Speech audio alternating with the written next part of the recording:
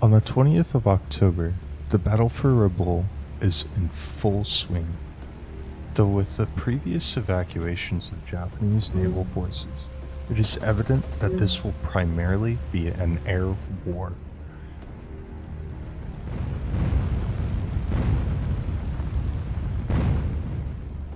F-4F Wildcats and F-6F Hellcats work their magic shooting down 50 Japanese aircraft for the cost of only 8 Americans.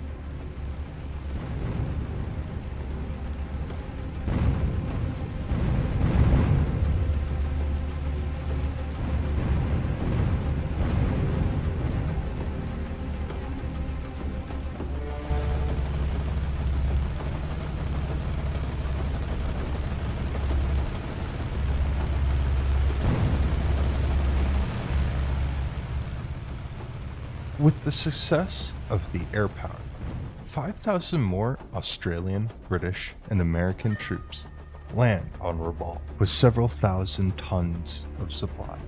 They're dropped with supplies to repair and refit the runways and harbors.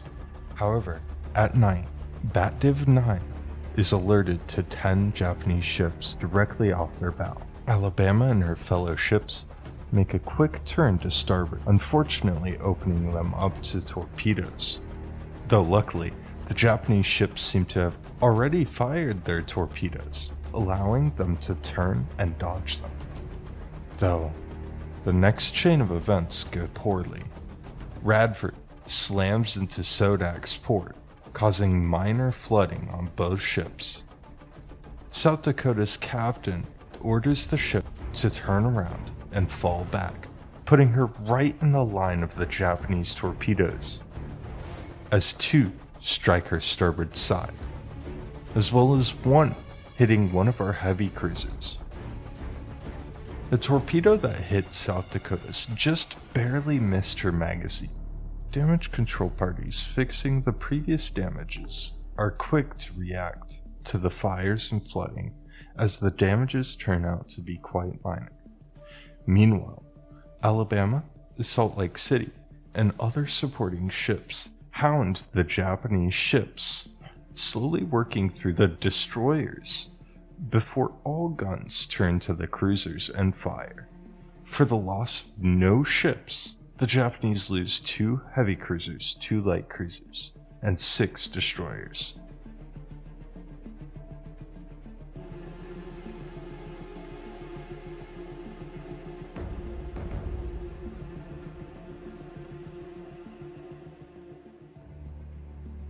Damage reports after the battle state all ships except Selfridge and Fletcher are combat ready. The 2 destroyers are ordered immediately back to Truk, while the remainder of the BatDiv9 is to continue on patrol for the rest of the week before heading back to Truk for rest and refit.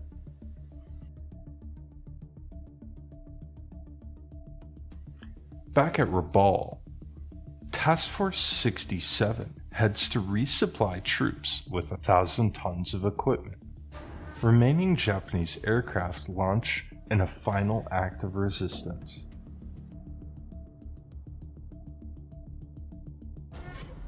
Wildcats from USS Enterprise launch to support the resupply effort, shooting down 16 planes for the loss of only 2 Wildcats.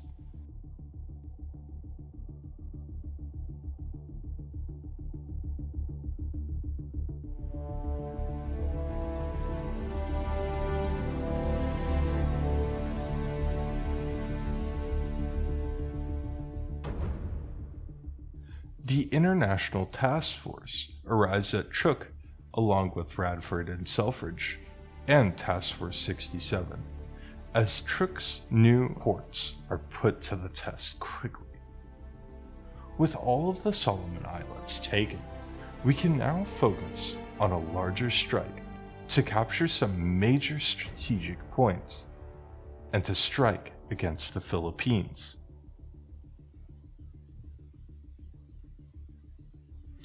On the 29th, the newly formed Task Force 74 heads on its first patrol HMAS Shropshire, HMAS Australia, HMS Hobart,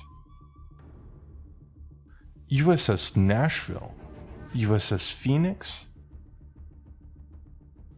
HMS Warramunga, HMS Arunta, USS Helm, and USS Ralph Tabbitt. Though shortly into their patrol, they spot a Japanese merchant, which is quickly sunk after refusing to turn away from Chuuk.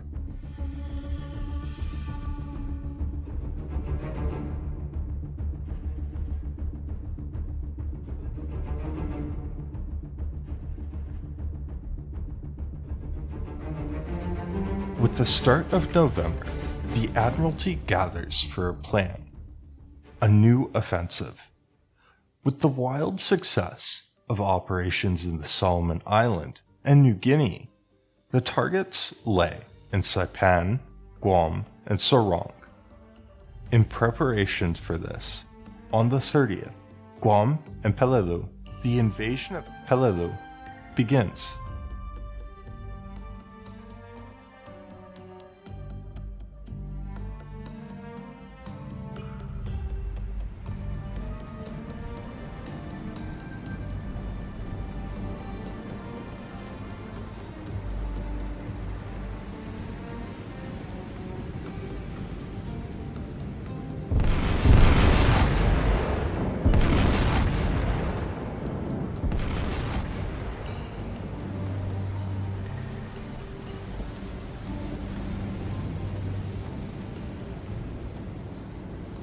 And on the 31st, the invasion of Dutch New Guinea, codenamed Operation Typhoon, begins, and goes without a hitch. Only small resistance, but resistance is there nonetheless. They will hopefully clear New Guinea in a week's time. With that, troops are loaded on transports ready for landings on Guam, Tinian, and Saipan. They will arrive in 6 days.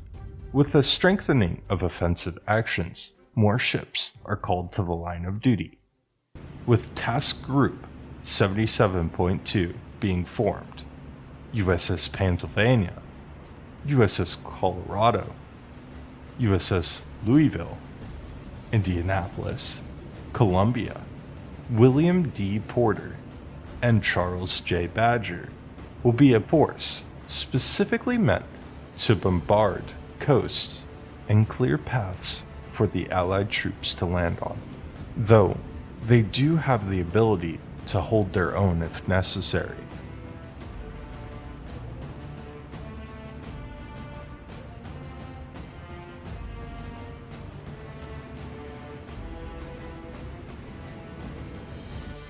Also joining the fleet is a small coastal defense fleet, USS New Mexico and Woodworth. They are put to work immediately, engaging 2 merchants hauling supplies to Saipan near Chuuk.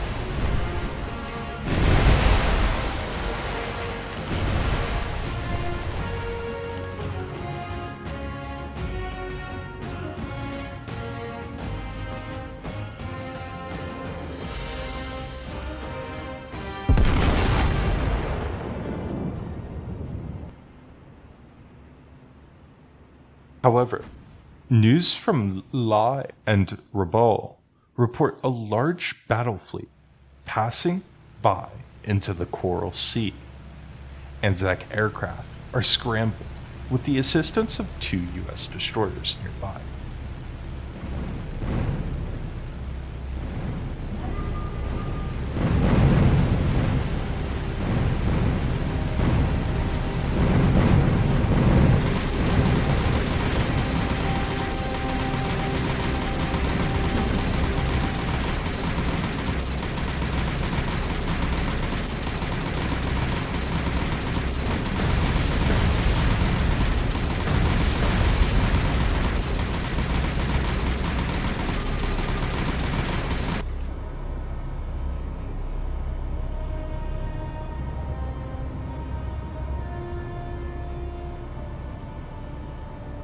The planes alone failed to stop the Japanese fleet, so USS Lamson and USS Flusser spring into action.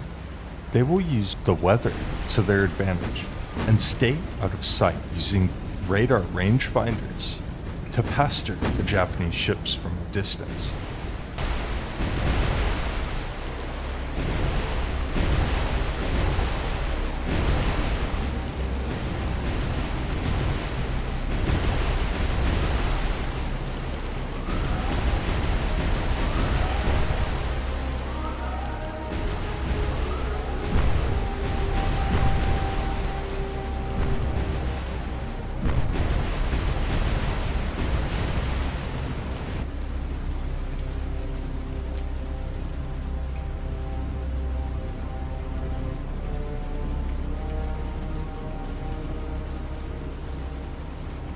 Unfortunately, though, Flusser approaches too close and manages to grab the attention of the entire battle fleet, with guns from the Congo and Fuso class battleship and 3 heavy cruisers.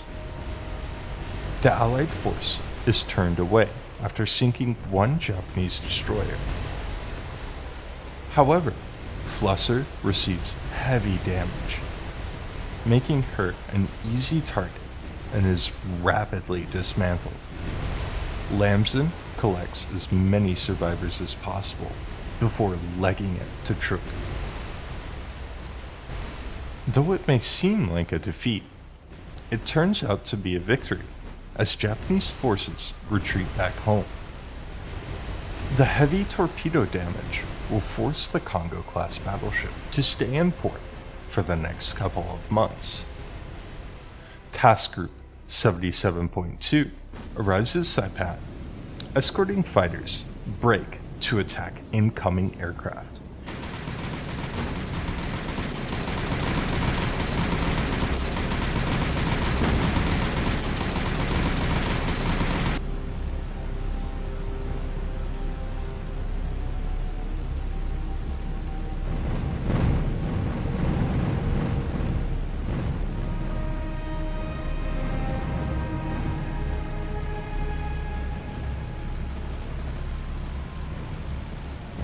Enemy bombs are dropped, but deal minor damage as the battleships shrug off the flames and continue to their objective.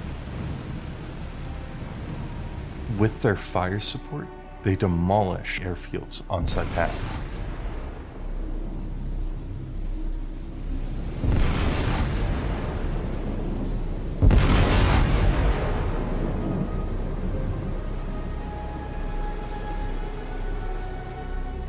Soon after, 3 convoys head in and drop their troops and supply on the 6th, and then, on the 8th, Guam is returned to the United States, as Japanese forces on the island are cleared out.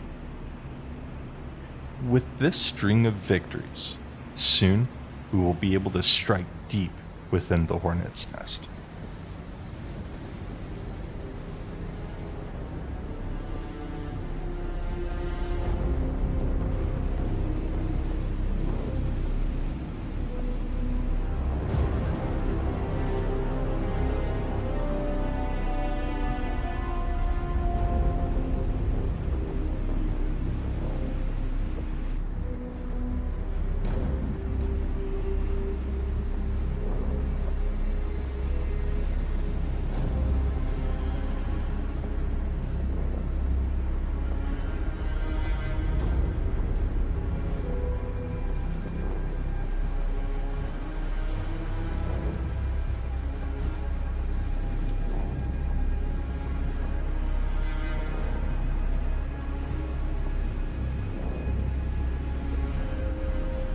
Thank you for watching this episode.